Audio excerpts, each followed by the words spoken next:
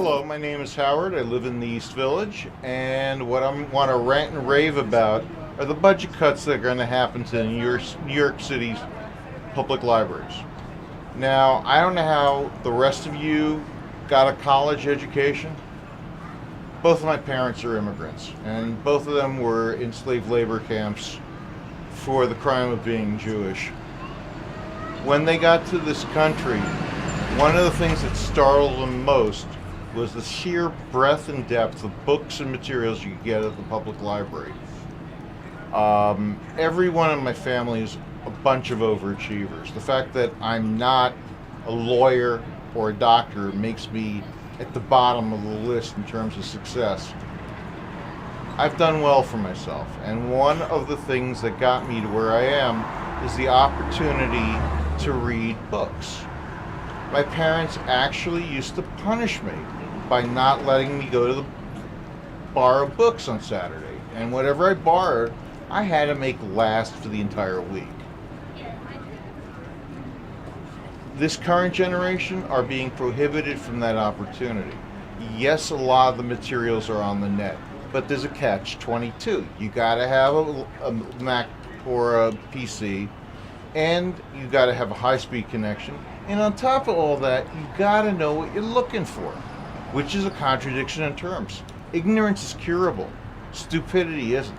It's the stupidity of cutting money today that in 15 years, 30 years, we're going to end up with a stupider, less flexible workforce, more ignorant workforce, and we're going to end up in a situation where we're going to still try to promote blue-collar, low-end jobs to a populace across all ethnic lines simply because their parents were too poor to understand what it took to get into a college.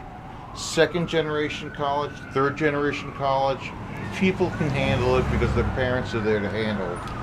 I mean, for God's sakes, George Bush II made it to college, if for no other reason that George Bush I said, this is the alumni, these are the frat houses, and these are the sorority houses. Now remember to keep your priorities straight. Frat houses for beer, sorority houses for breasts. And oh yeah, the rest of the campus, you got to use the books. Even he figured out how it works. The problem is, I'm first generation American. I'm first generation college. And it was very difficult for me to acclimate, and it would have been impossible for me to keep up my academic studies if I hadn't been a bookworm. And I wouldn't have been a bookworm if it hadn't been for the public libraries.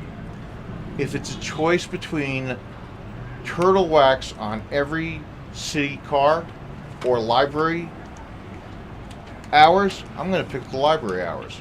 And just remember, better fight than switch. And this has nothing to do with anything, but yeah, I'm ready to fight for the library hours. I'm Howard. It's the East Village. It's the 21st century. Get your priorities straight, asshole.